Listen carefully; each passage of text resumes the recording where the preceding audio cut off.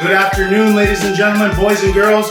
Welcome to the King of LA Sports Report. I'm your host, the King of LA Sports, Richard Lopez, and today we're going to be talking NBA, NFL, and Major League Baseball. So don't go anywhere. The show is about to begin. Okay, we're going to start today with the NBA. And in the NBA, I'm going to start with my Los Angeles Lakers. Yeah, we haven't had that great of a season, but we are still in the headlines. Former Laker coach Phil Jackson signed a multi-year deal with the New York Knicks to become the president of basketball operations. He signed the deal out there pretty much garnishing all hopes that the Lakers will ever see Phil Jackson in their organization again. So I want to wish Phil Jackson luck. He's getting paid $12 million a year to be the president in New York, and he always said that he wanted to finish his career in New York. So hey, good luck to you, Phil. Thank you for everything you've done. No hard feelings. And I want to wish you the best of luck because the Knicks aren't that great right now, and you're going to need some help. So good luck. And there's a rumor that he's looking to have Steve Kerr become the head coach in New York. So watch out for that. I got my sources. And sticking with Phil Jackson, his fiancée, Jeannie Buss, was actually on ESPN 710 radio, and she was talking to Mark Willard and Michael Thompson she was talking to Jeff Ireland about her being in charge of the Lakers organization. She came out and she said she is the be-all and end-all with all Lakers decisions, and that officially Mitch Kupchak and Jim Buss have to report to her. Okay, I see somebody trying to smooth things out right here. It was just last year in Jeannie Buss's book where she said that she was blindsided by Mitch Kupchak and her brother Jim Buss when they signed Mike D'Antoni over Phil Jackson. And I don't know, maybe she's trying to smooth things out. She's trying to help her brother out. There's a lot of criticism going to Mitch Kupchak and Jim Buss over not getting Phil Jackson, missing out on Phil twice. And she might be trying to smooth things out. She said it was her decision overall to let Phil go, that Phil was at home in his rocking chair and yada, yada, yada. But I think she's just trying to do some damage control. I know a lot of the Los Angeles Laker fans are pissed off that Phil Jackson left twice. Kobe Bryant mentioned something, Magic Johnson mentioned something, and we still let Phil go. So I know a lot of Laker fans are upset, but we can't do nothing about it no more. He's signed, sealed, and delivered to New York. Jeannie Buss is trying to play damage control, and she's trying to help her brother out. But I don't know. I'm not the biggest fan of Jim Buss, and I am a fan of Mitch Kupchak, though. I mean, a lot of Clipper fans forget that we were supposed to have CP3, and Mitch Kupchak was the one that pulled that off. So he's a good GM. He just has problems convincing Jim Buss to pull the trigger on some big decisions. And for some reason, Jim Buss has a big problem with Phil Jackson. I don't know, maybe Jeannie Buss had mentioned when she was on the radio that her dad, Jerry Buss, never really felt Phil was good enough for her. Even though he had won all his championships and had managed much success in the NBA, her dad always felt that he was never good enough for her. So, I mean, maybe it stems from that. Maybe Jim Buss felt the same way as his dad. But, I mean, if you're looking to improve your basketball operations, Phil Jackson would probably be the smartest choice. But, I'm a Laker fan, so I have to support whatever decisions Jim Buss is going to make. And I support Mitch Kupchak. Mitch Kupchak gets a lot of flack for all of his decisions, but you got to remember, Jim Buss is the one who makes the final say on all these decisions. So we got Jeannie Buss pretending that she's the be-all and end-all, as she says, and we got Jim Buss not really knowing what's going on. He doesn't grant interviews. He doesn't talk to anybody, and it's pretty hard to figure out what's going on in his head. But I know what's going on in his pocketbooks, and they're not making as much money when the Lakers aren't doing good. And a lot of the Laker haters are going to remember this season as the season they want to remember. But us Laker fans know that we got 16 championships, and for any other team besides the Celtics, who have one more than us, they got to do a lot. Any other team's got to do a lot of work to get to our status. We've cemented our place in history. So that's what I got to say about Jeannie Buss and Phil Jackson. But moving on, last week I didn't get a report that Steve Nash had made some interesting comments on ESPN, He said, yeah, he's coming. He's staying for the money. He's staying with the Lakers. He's staying for the money. And he's owed $9.7 million. Steve Nash has only played 11 games this season, and he's collecting a nice paycheck. So I can't say I'm bothered. He was actually on ESPN saying that he did stay for the money, and he admitted it. That's why he's here, is for the money. And I applaud him for speaking the truth. I mean, a lot of fans don't want to sit out there and listen to that, but it's the truth. Most of these players, they do it for the money. Let's be real. If basketball and football didn't pay like what they do, these players wouldn't be doing it. Maybe some of them, because they truly love the game, but not all of them. And it is fair that the owners, they make billions of dollars. So why is it that we get more mad at the players for speaking about their money when the owners do it all the time? It makes no sense to me. Kobe Bryant actually came out and defended Steve Nash, saying that, he respects his decision, and he's just being real. Steve Nash is a real person, and you got to applaud him for that. Whether you like it or not, kind of sucks that he's going to be 41 years old and slowing up the Lakers next year, collecting $9.7 million of the cap space, but it is what it is. We weren't crying when Steve Nash came, so when he signed that 3-year deal, everybody was excited. So we got to sit here and we got to deal with it. We got one more year, and all the free agents are expected to hit in 2015. So I don't have a problem with Steve Nash saying what he had to say. We all get mad when athletes lie, and we also get mad when they tell the truth. So I'd rather have them tell the truth and just get mad at that. We're always going to have our opinions about athletes. Some of them right, some of them wrong, but there's always 3 sides to every story. Your side, my side, and the truth. So only Steve Nash knows what he's playing for. If he's playing just for money, then so be it. But he does have basketball skill, so hopefully he can use it in his last year of playing, because I don't think anyone else is going to sign him. So Steve Nash, hey, I applaud you. You tell the truth, and I have to respect you for that, whether I like it or not.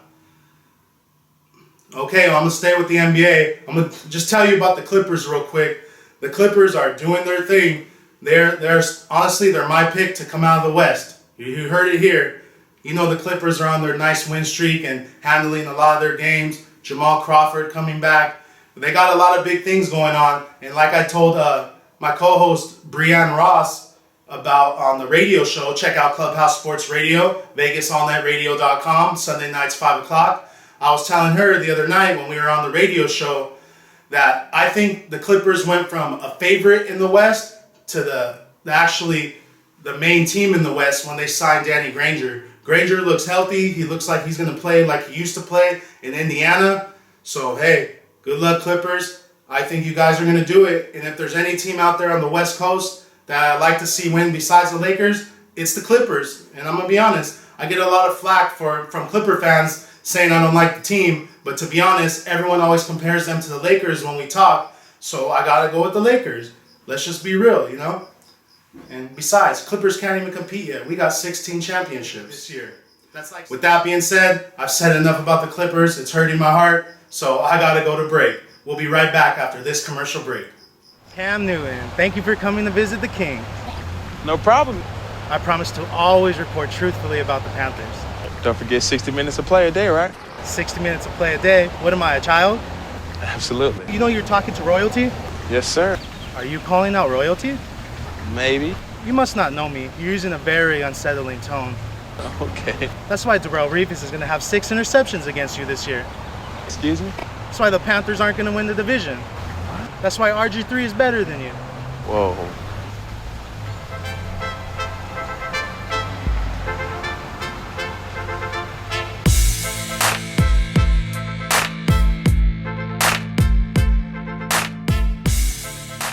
Okay, welcome back to the King of LA Sports Report.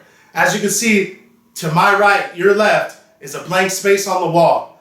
That is for advertising, for sponsors, anybody that wants to get their banners or anything else they want, posters, banners, anything they want to use on my show. It's open for advertising. Just give me an email. My email is at the bottom of the screen, richardlopez020@yahoo.com. I'm open for discussion, so anyone that wants to advertise on my show, send me an email and we'll discuss it. Okay, now we're going to get into a little bit of NFL. And there are some news and notes that I wasn't able to get to last week and some other stuff that just recently happened. So I'm going to get into that. Replay. The instant replay for the NFL is not going to be done on the field anymore. When there's a challenge by the coach, it's going to go directly to a booth in New York City at the NFL office. There will be officials there, and these officials are going to tell you what exactly, we can see the truth that when we watch it at home on replay. Now the NFL are going to have officials actually in a booth where it's not loud so they can make the right call. I applaud that. It seems like it's going to go real quick because the refs, once the people that are watching the game in New York see that someone's challenging, they can go ahead and work on the replay. And by the time the refs get to calling them, they're going to be, hopefully they'll have their decision. So I applaud the NFL for that. I'm all for it, and I have no problem with it. And starting with some of the players, there's been a lot of rumors that Deshaun Jackson was going to be traded from the Eagles. A couple of the suitors that wanted him were New England, San Francisco, Seattle, and even New York to reunite with, bring me on to my next subject, to reunite with Michael Vick. Michael Vick signed a deal with the New York Jets, 1 year, $5 million. He says it's Geno's team, but I have a hard time seeing Geno beating him out for that 1 year. Until Vic gets hurt, chances are Vic will get hurt. But I think in a competition in training camp, Michael Vick will take the spot from Geno Smith. But that's Geno Smith's favorite player. That's why he wears number 7. And hopefully Geno can learn a little bit more. He didn't get to really learn much about the quarterback position from last year, having been back with Mark Sanchez. But I think he'll learn a lot from Vic. He idolized Vic. And I don't know. I think Vic might take the job in the beginning, but eventually this year, Geno Smith is going to take the starting role. I mean, it's only a matter of time before Michael Vick gets hurt. So, yeah, back to Deshaun Jackson. There's been a lot of those suitors that want to take him, but he's saying that he talked to Chip Kelly, and Chip Kelly is assuring him that Deshaun Jackson isn't going anywhere. So, I think he's going to stay in Philadelphia. He got the okay from Chip Kelly that he's going to stay. And sticking with these same two teams, Mark Sanchez actually signed a deal with the Philadelphia Eagles. He's going to go and play third string behind Matt Barkley, former USC quarterback, and Nick Foles, who will be the starter for the Eagles. So Chip Kelly must have seen something he liked out of Mark Sanchez in the Pac-12. So Mark Sanchez is with the Philadelphia Eagles. And another thing, moving on to sticking with the AFC East, the New England Patriots, they made some big moves in the offseason, but they are desperately trying to re-sign Vince Wilfork. After they signed Darrelle Revis, Wilfork asked for his release, and he was upset because he's looking for a big deal. He's been the cornerstone of that defense, and he's pretty upset. And I honestly can't blame him. He's pretty upset about not getting a big deal, and he puts in the work for that defense. Let's be real. You don't find too many Vince Wilforks. So the owner of the Patriots came out and said that he's looking to try to sign Wilfork very badly. He wants to sign Wilfork. I mean, they need to make room for him. They re-signed Julian Edelman to a nice deal. They signed Brandon Browner. They're signing a couple other guys, and I don't see why you can't sign him. You're not going to be able to replace him. I'll tell you that right now. So the Patriots are looking in hard to sign Vince Wilfork back at D-tackle, and I believe they have the upper hand because he doesn't want to leave. He was just upset that they're out there spending money before they took care of him, and I don't blame him. And in other NFL news and notes, the first overall pick from the Kansas City Chiefs in 2013, Eric Fisher, is moving back to left tackle after Brandon Albert signed a deal with the Miami Dolphins. So Fisher's going back to his normal position that he was drafted at, and I expect him to have a lot more success at the left tackle position. He played left tackle all through college, and I believe this is the right spot for him. And moving on to my Raiders. The Raiders traded the 6th-round pick for the quarterback Matt Schaub of the Houston Texans, and I don't know what to think of that. I mean, I don't know if Schaub was just a product of his system. I don't know if Schaub is the real deal. I haven't seen enough. Like, he was good when the Texans defense was tearing things up. When Arian Foster was running the rock, very good. So I don't know if Matt Schaub is the answer in Oakland. But I know one person in Oakland that isn't happy, and that's Terrell Pryor. Pryor has asked Oakland for his release, and the Oakland front office released a statement saying that look for Terrell Pryor to be released or traded within the next few days. So they obviously don't see Terrell Pryor as the future of their organization. And to be honest, I don't either. He had some bright spots last year. I just don't think his head is all there. I mean, this guy, he at one point in his career sold memorabilia for tattoos. So, I don't know. I don't see him as the future of the Raiders. But, hey, it is what it is. The Raiders, they know more about it than I do. So, maybe he's a problem on the field. So, they were real quick to say that they'll give him his release or trade him. So, look for something to happen with that within the next few days. And good news out of Oakland, the Oakland Raiders re-signed Charles Woodson, who is a great and legendary Raider. And, yeah, that's good for him. He wants to retire in Oakland. He will retire in Oakland. And he signed his one-year deal, and hopefully he can contribute this year. The Raiders have some good players, Lamar Woodley, Justin Tuck, and they're actually looking to make a splash in the AFC West. But it's going to be hard with teams like Denver and teams like San Diego and Kansas City, who didn't do too bad last year also. So, hey, we can watch out for the Raiders. And a couple other news and notes. Like I said last week on the show, Steve Smith signed a multi-year deal with the Ravens. So I think he brings a lot to that team. They lost Antoine Bolden a year ago. They got Torrey Smith. Joe Flacco, in my opinion, has one of the best arms in the NFL. So I think Steve Smith will fit right in. And I think he's going to do very good next year. He might do good for a year or two. But hey, I think he'll do his thing. Steve Smith is a hell of a player.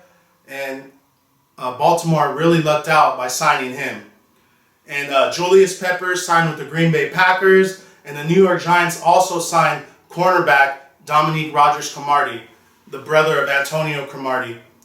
And one final note on the NFL, some sad news. Wide receiver Mike Williams was stabbed. Wide receiver of the Buccaneers was stabbed by his own brother. His own brother stabbed him in the leg. And I don't know what to say about that. Hopefully he gets better. It's always the family. I swear, it's always the family. Family are always the ones that will come stab you. I bet you he was going for his back, but he turned and got his leg instead. It's always the family members. Okay, well that's all I have for today on NFL News and Notes. Hold on, we're going to commercial break. I'll be right back with baseball.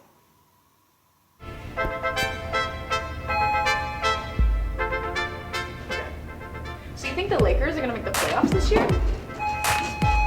Don't worry, ladies. Of course they will. Kobe always comes through on guarantees.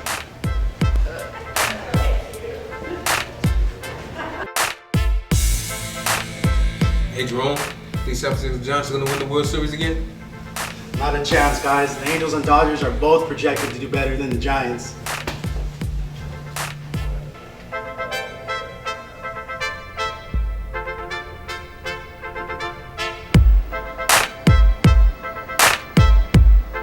You think the Hawks are going to win it all this year?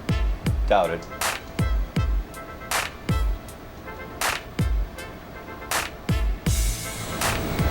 Who was that man?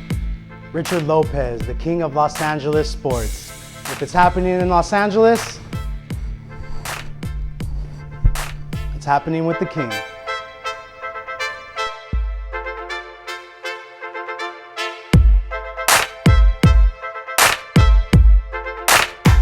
Okay, everybody, welcome back. And now it's time to talk baseball. Baseball is my favorite part of the show. I'm in a great mood, mate.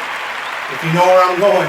The Dodgers just visited Australia for the first 2 games in the MLB regular season, and they defeated the Diamondbacks on 2 consecutive games.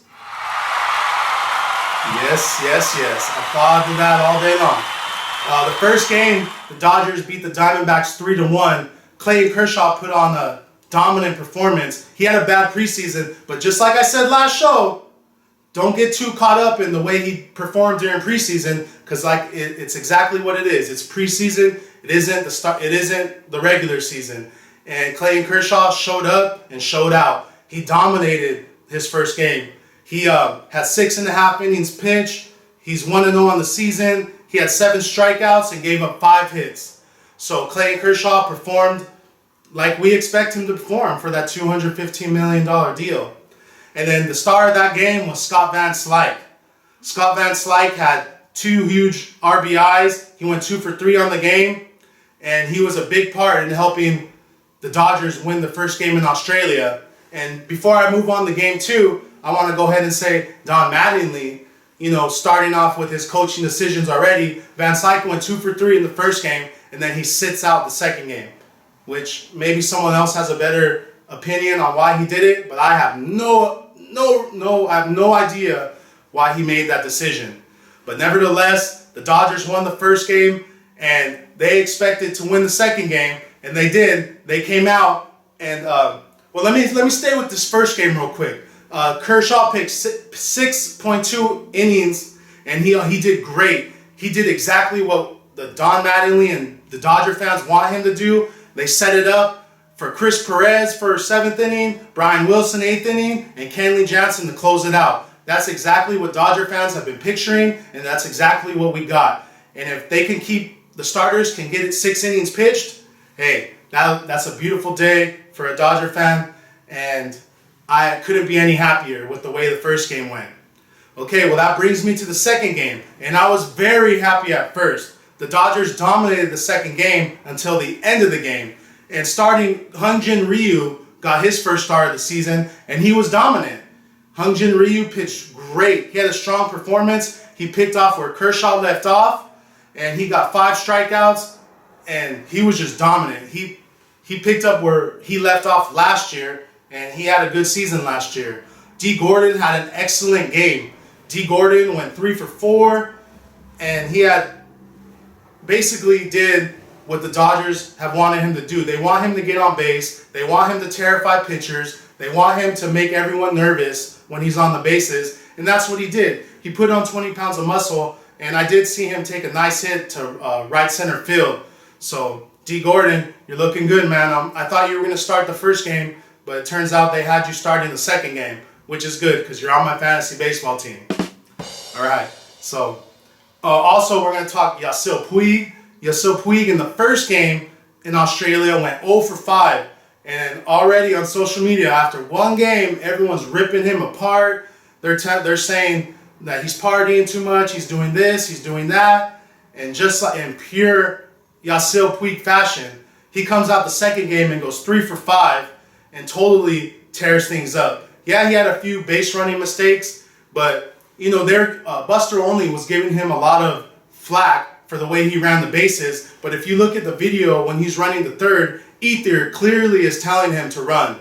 Ethier is telling him, go, go, go. And Buster Olney is saying that Puig just went on his own and he can't be controlled. And I respect Buster Olney, but you've been saying a lot of far-off stuff this season, and I just have a feeling you hate the Dodgers. You seem more like a Giant fan. But that's just my opinion, and this is my show, so I can have my opinion. So I don't know what his deal is, but Puig is he's a 23-year-old multimillionaire. From what I understand, he's not married. I don't know if he has a girlfriend, but he's just living the life. Like, any of us are lying if we say that we wouldn't want to be just like him.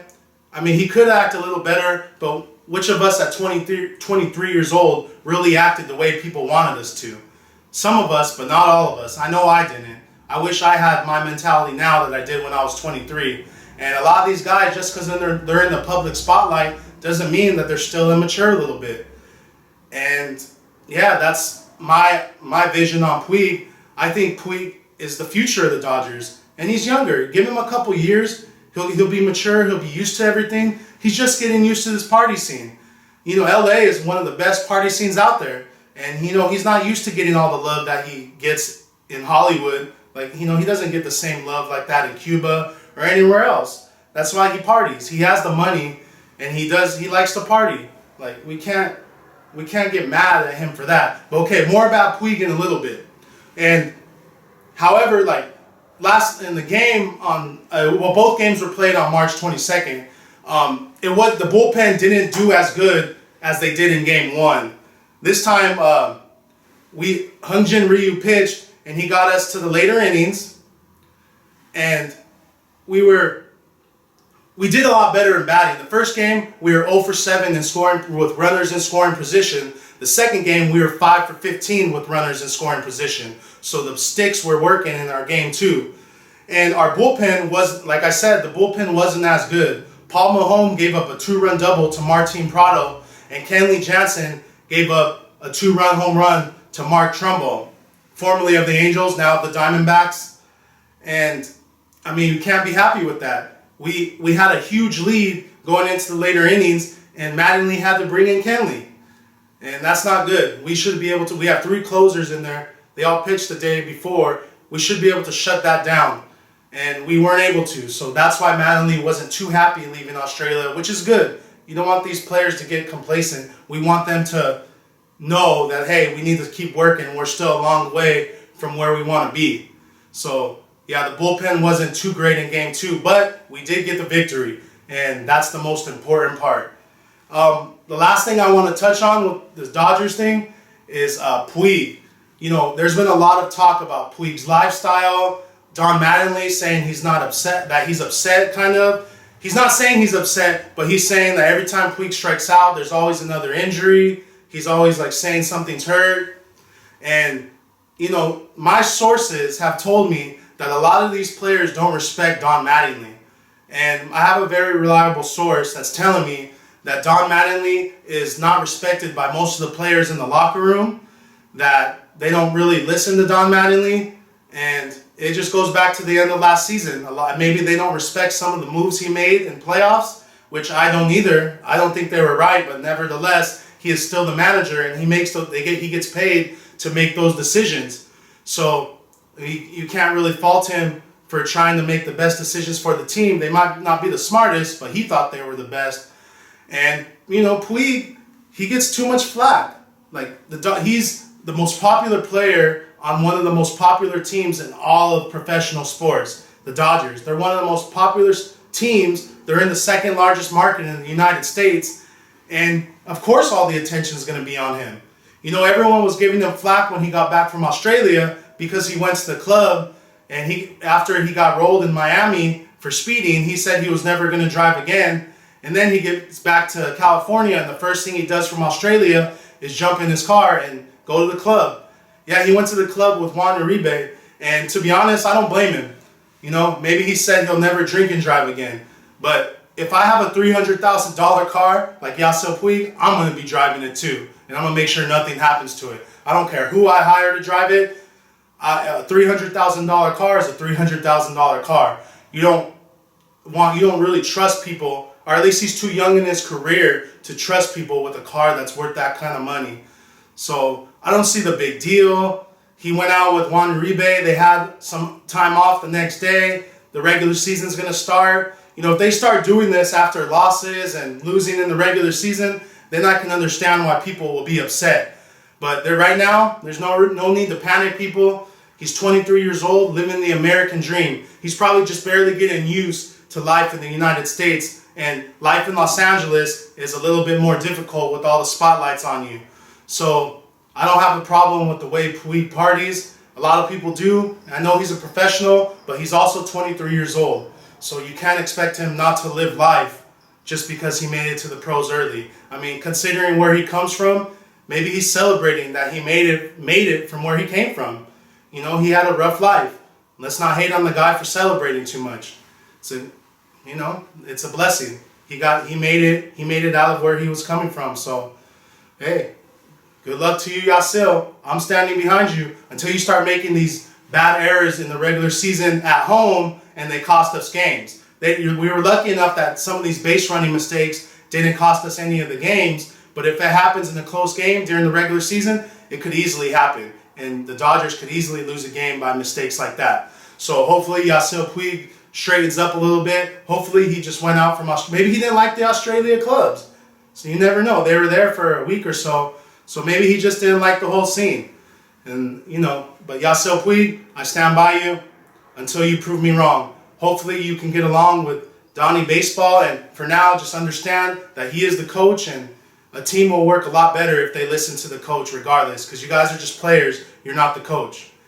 And yeah, so Yasiel Puig, I hope you start proving all these people wrong, because a lot of these people I'm defending you against. So hopefully the Dodgers can get things rolling. This weekend, the Dodgers are Thursday and Friday. The Dodgers play the Angels at Dodger Stadium. And I'm happy to say I will be there. I will not be there on Saturday at Angel Stadium due to family issues. So I would like to tell everyone I will be there Thursday night, the King of LA Sports. You can check me out. I'll be there. And yeah, that's all I have for you for the Dodgers report. I want to remind you again, I have this white spot on the wall. It's for sponsors. So if you want to sponsor me, the email is at the bottom of the screen. Okay, well, that's all we have for you today on the King of LA Sports Report. I want to remind all of you, you can check me out on DodgersLowdown.com. You can check out Clubhouse Sports Radio on Facebook, Vegas All Net Radio, Sunday nights at 5 p.m. I'm on the radio show there. And you can also check me out on Instagram, the King of LA Sports, Twitter, Rich Lopez, KOLASE, YouTube under the King of LA Sports. Subscribe and like the videos. You can win all kinds of cool prizes. And also on Facebook under the King of LA Sports. Like the page, support the King of LA Sports. And before I get into my little catchphrase at the end, I want to remind everybody that my catchphrase is a metaphor. It means, just so everybody knows, I've been having people ask me this, it's a metaphor. When you live like rich, you will never be poor. That basically means that, I'm not the richest guy around. My name is Richard, and I feel that if you stay positive and you really believe in yourself, even if you don't have money, you can live a great life because you believe in yourself, and it's all about self-belief. And one of my phrases is self-belief isn't just a saying, it's a way of life. So that's why I say what I say. That's why I do what I do. And it's all about, I feel like I want to start a whole self-belief movement. So that's what that phrase means. When you live like rich, you will never be poor. That's what the catchphrase means. Just so I can clarify that up. Okay. So let me see if I get that started again. For you today. Until next time, I'm the King of LA Sports, Richard Lopez, reminding all of you out there that when you live like rich, you will never be poor, and never, never, never be afraid to roll